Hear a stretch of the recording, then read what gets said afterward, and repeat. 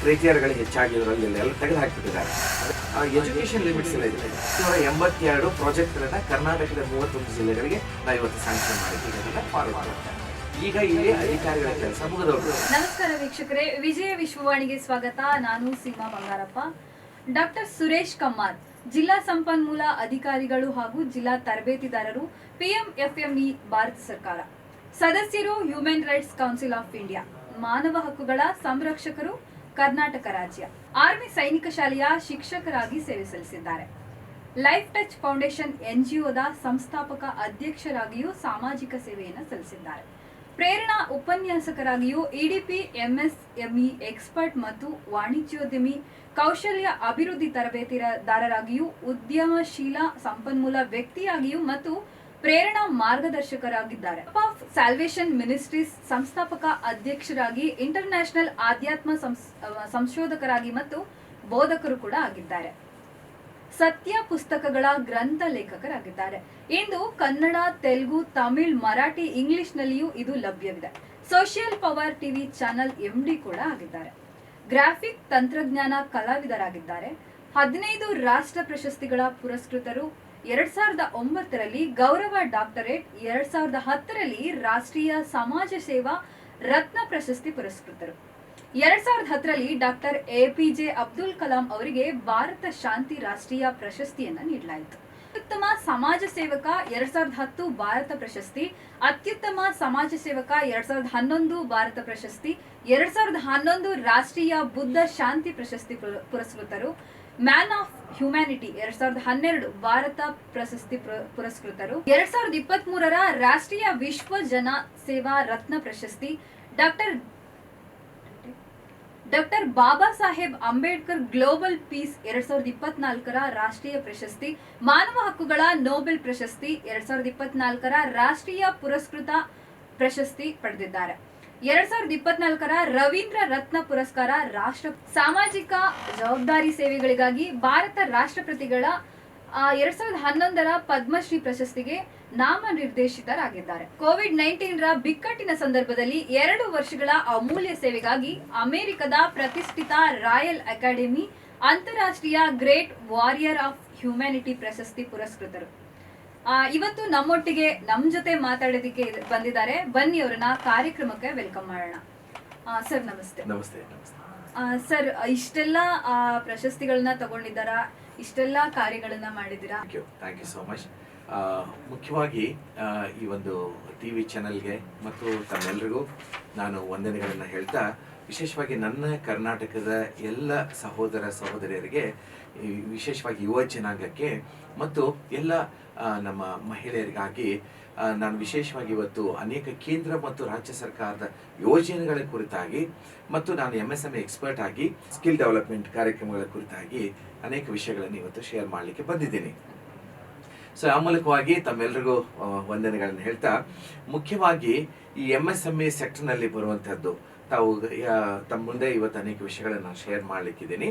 Sir, ಈಗ MSME ಯಲ್ಲಿ expert ಆಗಿದ್ದೀರಾ. MSME ಅಂದ್ರೆ ಏನು ಸರ್? ಅದ್ರ ಬಗ್ಗೆ ಸ್ವಲ್ಪ ಹೇಳಿ. ಈಗ MSME ಅಂದ್ರೆ ಮೈಕ್ರೋ ಸ್ಮಾಲ್ ಮೀಡಿಯಂ ಎಂಟರ್ಪ್ರೈಸ್ ಅಂತ ಹೇಳ್ತೀವಿ. ಇಲ್ಲಿ ಒಂದು ಕಿರು ಮತ್ತು ಏನು ಸ್ಮಾಲ್ ಅಂತ ಬರುತ್ತೆ, ಅಂದ್ರೆ ಒಂದು ಹೌದೌದು ಚಿಕ್ಕ ಬರುತ್ತೆ, ಮಧ್ಯಮ ಅಂಡ್ ಮೀಡಿಯಂ ಅಂತ ಬರುತ್ತೆ. ಅಂದ್ರೆ MSME ಎಂಟರ್ಪ್ರೈಸ್ ಅಂದ್ರೆ ಕೇಂದ್ರ ಸರ್ಕಾರದ ಈ ಎಲ್ಲಾ ಯೋಜನೆಗಳನ್ನ, MSME ಸೆಕ್ಟರ್ ಅಲ್ಲಿ ಬರುವಂತಹ ಎಲ್ಲಾ ಯೋಜನೆಗಳನ್ನ ಪ್ರತಿ ರಾಜ್ಯವು ಅವುಗಳನ್ನು ಅನುಷ್ಠಾನ ಮಾಡಬೇಕು ಅಂತೇಳಿ ಒಂದು ಗೈಡ್ಲೈನ್ ಇರುತ್ತೆ. ಅದರ ಪ್ರಕಾರವಾಗಿ ಕೇಂದ್ರದ ಪ್ರತಿಯೊಂದು ಯೋಜನೆಗಳನ್ನು ಆಯಾ ರಾಜ್ಯಗಳು ಅವುಗಳನ್ನು ತನ್ನ ಜನರಿಗೋಸ್ಕರ, ಅಂದರೆ ತನ್ನ ರಾಜ್ಯದ ಜನರಿಗೋಸ್ಕರ ಅನುಷ್ಠಾನ ಮಾಡ್ತಾ ಇರ್ತಾರೆ. ಅದರಲ್ಲಿ ಕೆಲವೊಂದನ್ನ ಕೇಂದ್ರ ಸರ್ಕಾರದ ಕೆಲವು ಭಾಗ ಸಬ್ಸಿಡಿ ಭಾಗ ಮತ್ತು ರಾಜ್ಯ ಸರ್ಕಾರವು ತನ್ನ ಕೆಲವು ಭಾಗಗಳನ್ನು ಸೇರಿಸಿ ಒಟ್ಟಾರೆಯಾಗಿ ಆ ಒಂದು ಕಾರ್ಯಕ್ರಮದ, ಅಂದರೆ ಯೋಜನೆಯ ಅನುಷ್ಠಾನದ ಯಶಸ್ಸಿಗಾಗಿ ಎಲ್ಲರೂ ಸೇರಿ ಕೈ ಜೋಡಿಸಿ ಜನರಿಗೆ ಒಂದು ಉದ್ಯಮಿಗಳಾಗೋದಕ್ಕೆ ಅಥವಾ ಒಂದು ಉದ್ಯಮ ಕ್ಷೇತ್ರದಲ್ಲಿ ಬೆಳಿಲಿಕ್ಕೆ ಅನುಕೂಲ ಮಾಡಿಕೊಡುವಂಥ ಕೇಂದ್ರ ಮತ್ತು ರಾಜ್ಯ ಸರ್ಕಾರ ಯೋಜನೆಗಳಿದ್ದಾವೆ. ಅವುಗಳನ್ನೇ ಇವತ್ತು ನಾನು ನಿಮಗೆಲ್ಲ ಹೇಳಿಕೊಡ್ಲಿಕ್ಕಿದ್ದೀನಿ. ಈ MSME ಸೆಕ್ಟರ್ನಲ್ಲಿ ಏನೇನು ಬರ್ತದೆ ಅಂದರೆ PMFME ಅನ್ನುವಂಥದ್ದು ಒಂದು ಬರ್ತದೆ, PMEGP ಅಂತ ಬರ್ತದೆ, ಆಮೇಲೆ NLM ಅಂತ ಬರ್ತದೆ ರೈತರಿಗಾಗಿ, ಆಮೇಲೆ AIF ಅಂತ ಬರುತ್ತೆ, AMI ಅಂತ ಬರುತ್ತೆ. ಇವೆಲ್ಲ ಕಾರ್ಯಗಳನ್ನು, ಇವೆಲ್ಲ ಏನೇನು ಯೋಜನೆಗಳಿದ್ದಾವೆ ಅವುಗಳ ಕುರಿತಾಗಿ ನಾನು ನಿಮಗೆ ಇವತ್ತು ಅನೇಕ ವಿಷಯಗಳನ್ನು ನಿಮ್ಮ ಚಾನಲ್ ಮೂಲಕವಾಗಿ ನನ್ನ ಕರ್ನಾಟಕ ಜನರಿಗೆ ನಾನು ಹಂಚಿಕೊಳ್ಳಿಕ್ಕಿದ್ದೀನಿ. ಮುಖ್ಯವಾಗಿ PMFME ಅಂದರೆ ಏನು ಅನ್ನೋದನ್ನ ನಾವು ನೋಡೋಣ. PMFME ಅಂದರೆ Pradhan Mantri formalisation of micro food processing government of ಇಂಡಿಯಾದ ಒಂದು ಯೋಜನೆ ಇದು ಕಿರು ಆಹಾರ ಸಂಸ್ಕರಣಾ ಒಂದು ಸೇವೆ, ಒಂದು ಕೇಂದ್ರ ಸರ್ಕಾರದ ಯೋಜನೆ ಆಗಿದೆ. ಇದನ್ನು MOPI ಮತ್ತು PMFME ಯೋಜನೆಯನ್ನ ಆಯಾ ರಾಜ್ಯಗಳು ಅನುಷ್ಠಾನಗೊಳಿಸ್ತಾ ಇರ್ತದೆ. ಇಲ್ಲಿ ನಮ್ಮ ಕರ್ನಾಟಕದಲ್ಲಿ ನಮ್ಮ ಕೃಷಿ ಇಲಾಖೆ ಮತ್ತು ಕಪೆಕ್ ಅನ್ನುವಂಥ ಒಂದು ಸರ್ಕಾರದ ಸಾಮ್ಯದಲ್ಲಿರುವಂಥ ಈ ಒಂದು ಕಾರ್ಯಗಳು ಯಾವ ಇಲಾಖೆಗಳು ಈ ಒಂದು PMFME ಯೋಜನೆಯನ್ನ ಕರ್ನಾಟಕ ರಾಜ್ಯಕ್ಕೆ ಇದನ್ನ ಅನುಷ್ಠಾನ ಮಾಡ್ತಾ ಇದೆ. ಇದರಲ್ಲಿ ಏನಂತಂದ್ರೆ ಈ ಕೇಂದ್ರ ಸರ್ಕಾರದ 60% ಮತ್ತು ರಾಜ್ಯ ಸರ್ಕಾರದ 40%, ಅಂದರೆ ಕೇಂದ್ರ ಸರ್ಕಾರದ 35% ಭಾಗ, ಆಮೇಲೆ ರಾಜ್ಯ ಸರ್ಕಾರದ 15% ಭಾಗ, ಇದು ಒಟ್ಟಾರೆ 50% ಇದಕ್ಕೆ ಸಬ್ಸಿಡಿ ಇದೆ. ಮೊದಲೇದಾಗಿ ಹೇಳುವುದೇನೆಂದ್ರೆ ಸಬ್ಸಿಡಿಗಾಗಿಯೇ ನಾವೊಂದು ಯೋಜನೆಯನ್ನು ಮಾಡುವುದಲ್ಲ, ಒಂದು ಯೋಜನೆಯನ್ನು ಮಾಡಿ ಯಶಸ್ವಿ ಉದ್ಯಮಿಯಾಗಿ ಬೆಳಲಿಕ್ಕೆ ಸರ್ಕಾರಗಳು ಕೊಡುವಂಥ ಒಂದು ಪ್ರೋತ್ಸಾಹಧನ ಅಷ್ಟೇ ಅದು. ಆ ಪ್ರೋತ್ಸಾಹಧನ ಏನಂದ್ರೆ ನಿಮ್ಮ ಸಾಲದ ಒಂದಿಷ್ಟು ಭಾಗವನ್ನ ನಾವು ತೀರಿಸಿ ನಿಮ್ಮ ಜೊತೆಗೆ ನಾವು ಇದ್ದೀವಿ, ನೀವು ದೊಡ್ಡದಾಗಿ ಬೆಳೀರಿ, ಒಂದು ದೊಡ್ಡ ಸಾಧಕರಾಗಿ ಸಾಧನೆ ಮಾಡಿ ಉದ್ಯಮ ಕ್ಷೇತ್ರದಲ್ಲಿ ಬೆಳೀರಿ, ನಿಮ್ಮ ಮೂಲಕವಾಗಿ GDP ಇರಲಿ, ನಿಮ್ಮ ಮೂಲಕವಾಗಿ ಒಂದು ಔದ್ಯೋಗಿಕ ಕ್ರಾಂತಿ ಆಗಲಿ ಅನ್ನುವಂಥ ಒಂದು ಒಳ್ಳೆ ಸದುದ್ದೇಶ ಇಟ್ಕೊಂಡು ಈ ಕೇಂದ್ರ ಮತ್ತು ರಾಜ್ಯ ಸರ್ಕಾರ ಏನ್ ಮಾಡ್ತಾವೆ ಅಂದ್ರೆ ಉದ್ಯಮಿಗಳಾಗೋದಕ್ಕೆ ಅಥವಾ ಸ್ವಂತ ಉದ್ಯಮವನ್ನು ಸ್ಥಾಪನೆ ಮಾಡಿಕೊಂಡು ಅವರು ತಮ್ಮ ಕಾಲ ಮೇಲೆ ನಿಂತ್ಕೊಂಡು ಫಿನಾನ್ಸಿಯಲಿ ಅಂದ್ರೆ ಆರ್ಥಿಕವಾಗಿ, ಸಾಮಾಜಿಕವಾಗಿ, ಶೈಕ್ಷಣಿಕವಾಗಿ ಎಲ್ಲಾ ಕ್ಷೇತ್ರಗಳಲ್ಲಿ ಅವರು ಬೆಳೆದು ಸಾಧನೆ ಮಾಡಿ ಸಾಧಕರಾಗಲಿಕ್ಕೆ ನಮ್ಮ ಯೋಜನೆಗಳೇನಿದಾವೆ ಅನುಷ್ಠಾನ ಮಾಡಿ ಎಲ್ಲರಿಗೂ ಒಂದು ಸಪೋರ್ಟ್ ಕೊಡುವಂಥದ್ದು ಯೋಜನೆಗಳಿದ್ದಾವೆ. ಇದರಲ್ಲಿ ಈ PMFME ನಲ್ಲಿ ಕೇವಲ ಇದಿರೋದು ಆಹಾರ ಸಂಸ್ಕರಣೆಗೆ ಮಾತ್ರ, ಅಂದ್ರೆ ಫುಡ್ ಇಂಡಸ್ಟ್ರಿಗೆ ಅಷ್ಟೇ ಸಂಬಂಧಪಟ್ಟಿರುವಂತಹ ಯೋಜನೆ ಆಗಿದೆ. ಈಗ ಸರ್ವಿಸ್ ಸೆಕ್ಟರ್ ಬರುವಂತ ಈಗ ಪೇಪರ್ ಪ್ಲೇಟ್ಗಳನ್ನು ಮಾಡುವಂಥದ್ದು ಅಥವಾ ಕಪ್ಗಳನ್ನು ಮಾಡುವಂಥದ್ದು ಅಥವಾ ಬೇರೆ ಬೇರೆ ಏನೋ ಯೋಜನೆಗಳಿರ್ತವೆ, ಒಂದಷ್ಟು ಪ್ರಾಡಕ್ಟ್ಗಳಿರ್ತವೆ, ಅದು ಇದ್ರೊಳಗೆ ಬರೋದಿಲ್ಲ. ಏನಂದ್ರೆ human consume or cattle feeds ಅಂತ ಹೇಳ್ತೀವಿ, ಅಂದ್ರೆ ಪಶು ಆಹಾರ ಸಂಸ್ಕರಣೆ ಹಾಗೂ ಮನುಷ್ಯರು ತಿನ್ನುವಂತ ಆಹಾರಗಳು ಅಂದ್ರೆ ಫುಡ್ ಇಂಡಸ್ಟ್ರಿ, ಇದಕ್ಕೆ ಸಂಬಂಧಪಟ್ಟಿರುವಂತ ಈ PMFME ಯೋಜನೆ ಇದೆ. ಇದಕ್ಕೆ ODOP ಅಂತ ಇದ್ರೊಳಗೊಂದು ಆಡ್ ಮಾಡಿದ್ದಾರೆ. ODOP ಅಂದ್ರೆ ಒನ್ ಡಿಸ್ಟ್ರಿಕ್ಟ್ ಒನ್ ಪ್ರಾಡಕ್ಟ್ ಅಂತ ಮಾಡಿದ್ದಾರೆ. ಅಂದ್ರೆ ಒಂದೊಂದು ಜಿಲ್ಲೆಗೆ ಒಂದೊಂದು ಪ್ರಾಡಕ್ಟ್, ಅಂದ್ರೆ ಅಲ್ಲಿ ಸಿಗುವಂತ ಅನೇಕ ರಾ ಮೆಟೀರಿಯಲ್ಸ್ ಗಳಿರ್ತಲ್ವಾ, ಅಲ್ಲಿ ಉತ್ಪಾದನೆಗಳಿರ್ತವೆ, ಅನೇಕ ಕಚ್ಚಾ ವಸ್ತುಗಳು ಸಿಗ್ತಾ ಇರ್ತದೆ. ಅದಕ್ಕೆ ಸಂಬಂಧಪಟ್ಟಾಗ ಒಂದು ಅನಾಲಿಸಿಸ್ ಮಾಡಿಬಿಟ್ಟು ನಮ್ಮ ಸರ್ಕಾರದವರು ಏನ್ ಮಾಡಿದ್ದಾರೆ ಅಂದ್ರೆ ಆಯಾ ರಾಜ್ಯಗಳಿಗೆ, ಆಯಾ ಜಿಲ್ಲೆಗಳಿಗೆ ಒಂದೊಂದು ODOPಗಳನ್ನು ಕೊಟ್ಟಿದ್ದಾರೆ. ಅಂದ್ರೆ ಆ ಒಂದು ಜಿಲ್ಲೆನಲ್ಲಿ ಸಿಗುವಂತ ಮೂಲ ಏನು ಪದಾರ್ಥಗಳಿದೆ ಅದನ್ನೇ ತಗೊಂಡು ಸಂಸ್ಕರಿಸಿ ಅದನ್ನ ಮೌಲ್ಯವರ್ಧನೆ ಮಾಡುವಂತಾರೆ, ವ್ಯಾಲ್ಯೂ ಎಡಿಷನ್ ಅಂತ ಹೇಳ್ತೀವಿ. ಮೌಲ್ಯವರ್ಧನೆಯನ್ನ ಮಾಡಿ ಅದನ್ನ ಒಂದು ಪ್ರಾಡಕ್ಟ್ ಆಗಿ ಮಾಡಿ ಹೈಜೆನಿಕ್ ಆಗಿ ಪ್ಯಾಕ್ ಮಾಡಿ ಅವರದೇ ಬ್ರ್ಯಾಂಡಿಂಗ್ ನಲ್ಲಿ ಪ್ಯಾಕೆಟ್ ಮಾಡಿ ಅಥವಾ ಅದನ್ನ ಮಾರ್ಕೆಟಿಗೆ ಅದನ್ನ ಜನರಿಗೆ ತಲುಪಿಸುವಂತ ಈ ಒಂದು ಪ್ರಾಸೆಸ್ ಇರುತ್ತೆ. ಇದರಲ್ಲಿ PMFME ಯೋಜನೆಯಲ್ಲಿ ಇದು ಯಾವಾಗ ಬಂತಂದ್ರೆ ಇತ್ತೀಚೆಗೆ ಕೋವಿಡ್ ಆಯ್ತಲ್ವಾ, COVID-19 ಸಮಯದಲ್ಲಿ ಅದರ ನಂತರ ನಮ್ಮ ಭಾರತದ ಜನ ಬಹಳ ಕಷ್ಟದಲ್ಲಿದ್ರು. ಅದಕ್ಕೆ ಆ ಒಂದು ಯೋಜನೆ ತಗೊಂಡು ಅಂದ್ರೆ ಆತ್ಮನಿರ್ಭರ ಭಾರತ ಯೋಜನೆ ಅಡಿಯಲ್ಲಿ ಇದನ್ನ ಒಂದು ಆಡ್ ಮಾಡಿದ್ರು, ಈ ಒಂದು PMFME ಯೋಜನೆಯನ್ನ. ಇದರೊಳಗೆ ಯಾಕೆ ಇದನ್ನ ತಗೊಂಡ್ಬಂದ್ರೆ ಹೇಗಾದ್ರೂ ಮಾಡಿ ಜನರು ಆರ್ಥಿಕವಾಗಿ ಸಬಲರಾಗಬೇಕು ಅನ್ನೋದಕ್ಕಾಗಿ ಇದನ್ನ ತಗೊಂಡ್ಬಂದ್ರು. ಇದನ್ನ ಯಾಕೆ ತಗೊಂಡ್ ಬಂದ್ರು ಅಂದ್ರೆ ಕಷ್ಟದ ಸಮಯವಿತ್ತು, ಅದರ ನಂತರ ಆರ್ಥಿಕವಾಗಿ ಬೆಳವಣಿಗೆ ಆಗಬೇಕು ಅನ್ನೋದಕ್ಕಾಗಿ. ಮುಖ್ಯವಾಗಿ ಈ PMFME ಯೋಜನೆಗೆ ಯಾವುದೇ ಕ್ರೈಟೀರಿಯಾಗಳು ಹೆಚ್ಚಾಗಿರೋಲ್ಲ, ಎಲ್ಲ ತೆಗೆದು ಹಾಕ್ಬಿಟ್ಟಿದ್ದಾರೆ.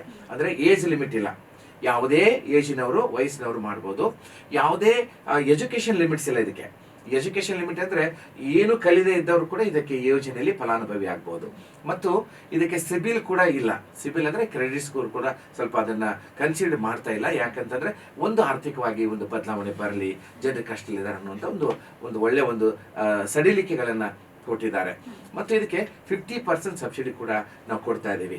ಅದಕ್ಕೆ ಈ ವರ್ಷ, ಹೋದ ವರ್ಷ ನಾವು ಒಂದು ವರ್ಷದಲ್ಲಿನೇ 5,982 ಪ್ರಾಜೆಕ್ಟ್ಗಳನ್ನ ಕರ್ನಾಟಕದ 31 ಜಿಲ್ಲೆಗಳಿಗೆ ನಾವು ಇವತ್ತು ಸ್ಯಾಂಕ್ಷನ್ ಮಾಡಿದ್ದೀವಿ. ಮತ್ತೆ ಈ ವರ್ಷದ ಒಂದು ಟಾರ್ಗೆಟ್ ನಲ್ಲಿ ಕೂಡ 5,000 ಒಂದು ಯೋಜನೆಗಳನ್ನ ಅನುಷ್ಠಾನ ಮಾಡಬೇಕು ಅನ್ನುವಂಥದಕ್ಕೆ ನಮ್ಮ ಅಧಿಕಾರಿಗಳು, ನಮ್ಮ ಎಲ್ಲ ಟೀಮ್ ಇದ್ದಾರೆ, ನಮ್ಮ ಕಪೆಕಿನ ಅಧ್ಯಕ್ಷರು ಮತ್ತು ಕರ್ನಾಟಕ ಸರ್ಕಾರದ ಕೃಷಿ ಇಲಾಖೆ ಎಲ್ಲ ಜಂಟಿ ನಿರ್ದೇಶಕರು ಎಲ್ಲ ಒಂದು ದೊಡ್ಡದಾದಂಥ ಒಂದು ಬಹಳ ಒಂದು ಏನು ಬಹಳ ಒಂದು ಶಕ್ತಿದಾಯಕವಾದಂಥ ಒಂದು ಟೀಮ್ ಆಗಿದೆ. ಯಾಕಂದ್ರೆ ಎಲ್ಲರೂ ಸೇರಿ ಕೈ ಜೋಡಿಸಿ ಈ ಒಂದು ಕಾರ್ಯಕ್ರಮವನ್ನು ಅನುಷ್ಠಾನ ಮಾಡೋಣ, ಯಶಸ್ವಿಗೊಳಿಸೋಣ ಅನ್ನುವಂಥ ಒಂದು ಛಲವನ್ನು, ಒಂದು ದರ್ಶನವನ್ನು, ಅಂದ್ರೆ ಒಂದು ವಿಷನ್ ಇಟ್ಕೊಂಡು ಎಲ್ಲರೂ ಇವತ್ತು ಇದಕ್ಕಾಗಿ ನಿಂತ್ಕೊಂಡಿದ್ದಾರೆ. ಇದಕ್ಕೆ ಪ್ರತಿ ಜಿಲ್ಲೆನಲ್ಲಿ ಒಬ್ಬ DRPಗಳಂತ ಇರ್ತಾರೆ, ಡಿಸ್ಟ್ರಿಕ್ಟ್ ರಿಸೋರ್ಸ್ ಪರ್ಸನ್ಸ್ ಅಂತ ಇರ್ತಾರೆ. ಅಲ್ಲಿ ಡಿಸ್ಟ್ರಿಕ್ಟ್ ಒಂದು ತರಬೇತಿದಾರರು ಅಂತ ಇರ್ತಾರೆ. ಸೊ ಅಲ್ಲಿ ಅವರ ಮೂಲಕವಾಗಿ ಈ ಅರ್ಜಿಯನ್ನ ನಮ್ಮದೇ ಆದಂತ ಒಂದು ಪೋರ್ಟಲ್ ಇದೆ, PMFM ಇದು ಯೋಜನೆ ಒಂದು ಪೋರ್ಟಲ್ ಇದೆ. ಆ ಪೋರ್ಟಲ್ ನಲ್ಲಿ ಆ ಅಭ್ಯರ್ಥಿ ನಮ್ಮ ಯಾರು ಈ DRPಗಳಿಂದ ಜಿಲ್ಲಾ ಸಂಪನ್ಮೂಲ ಅಧಿಕಾರಿಗಳಂತ ಹೇಳ್ಬೋದು ಅಥವಾ ಜಿಲ್ಲಾ ಸಂಪನ್ಮೂಲ ವ್ಯಕ್ತಿಗಳಂತ ಹೇಳ್ಬೋದು, ಇವರನ್ನ ಭೇಟಿ ಆಗುವಾಗ ಯಾರಾದರೂ ಸಹಾಯ ಬೇಕಂದ್ರೆ ಅವರು ಅಲ್ಲಿ ಒಂದು ಕನ್ಸಿಡರ್ ಮಾಡುವಾಗ ಅವರು ಅವ್ರನ್ನ ಕರೆದುಕೊಂಡು ಹೋಗಿ ಅವರ ಯೋಜನೆ ಕುರಿತಾಗಿ ಮಾರ್ಗದರ್ಶನ ಮಾಡ್ತಾರೆ ಮತ್ತು ಅವ್ರನ್ನ ಕರ್ಕೊಂಡು ಹೋಗಿ ಬ್ಯಾಂಕಿಗೂ ಭೇಟಿ ಮಾಡಿಸ್ತಾರೆ. ಬ್ಯಾಂಕ್ ಮ್ಯಾನೇಜರ್ ಹತ್ರ ಖುದ್ದಾಗಿ ಆ ಅಭ್ಯರ್ಥಿಯ ಪರವಾಗಿ ಇವರೇ ಮಾತಾಡ್ತಾರೆ ಮತ್ತು ಕೂತ್ಕೊಂಡು ಏನ್ ಮಾಡ್ತಾರೆ, ಆ ಪ್ರಾಜೆಕ್ಟಿನ ಕುರಿತಾಗಿ ಕೊಟೇಶನ್ಗಳನ್ನ ಎಲ್ಲಿ ಸಿಗ್ತದೆ, ಆ ಮಷಿನ್ಗಳು ಎಲ್ಲೆಲ್ಲಿ ಸಿಗುತ್ತೋ ಆ ಒಂದು ಆಹಾರ ಸಂಸ್ಕರಣೆಗೆ ಯಾವ ಒಂದು ಯೋಜನೆಗೆ ತಕ್ಕ ಹಾಗೆ ಎಲ್ಲೆಲ್ಲಿ ಮಷಿನ್ಗಳು ಇರ್ತೋ ಅದನ್ನೆಲ್ಲ ತರಿಸಿಕೊಡುವಂಥದ್ದು, ಕೊಟೇಶನ್ಗಳನ್ನ ತರಿಸಿಕೊಡುವಂಥದ್ದು, ಅಥವಾ ಅದನ್ನ ಆನ್ಲೈನ್ ಅಲ್ಲಿ ಅರ್ಜಿಯನ್ನ ಸಲ್ಲಿಸಿ ಅದಕ್ಕೆ ಪಾಸ್ವರ್ಡ್ ಲಾಗಿನ್ ಹಾಕಿ ಅದನ್ನ ನಮ್ಮ ಒಂದು DLC ಕಮಿಟಿ ಅಂತ ಇರುತ್ತೆ, ಡಿಸ್ಟ್ರಿಕ್ಟ್ ಲೆವೆಲ್ ಕಮಿಟಿ ಅಂತ ಇರುತ್ತೆ, ಅಲ್ಲಿಗೆ ಅದನ್ನ ಮುಂದೆ ಅದನ್ನ ಕಳಿಸ್ಕೊಡ್ತಾರೆ. ಅಲ್ಲಿ ಆ ಟೀಮ್ ನಲ್ಲಿ ಅಲ್ಲಿ ಇರುವಂತಹ ಅಧಿಕಾರಿಗಳು ಅದನ್ನ ಪರಿಶೀಲನೆ ಮಾಡಿ ಅದನ್ನ ವಯಬಿಲಿಟಿ ಫಿಸಿಬಿಲಿಟಿ ಅನ್ನ ನೋಡ್ಕೊಂಡು ಅದನ್ನ ಏನ್ ಮಾಡ್ತಾರೆ, ಬ್ಯಾಂಕಿಗೆ ಅದನ್ನ ಫಾರ್ವರ್ಡ್ ಮಾಡ್ತಾರೆ. ಈಗ ಇಲ್ಲಿ ಅಧಿಕಾರಿಗಳ ಕೆಲಸ ಮುಗಿದೋಗ್ಬಿಡ್ತು. ಇನ್ನು ಎರಡನೇ ಪಾರ್ಟ್ ನಲ್ಲಿ ಬ್ಯಾಂಕಿನ ಕೆಲಸಗಳಿರ್ತದೆ.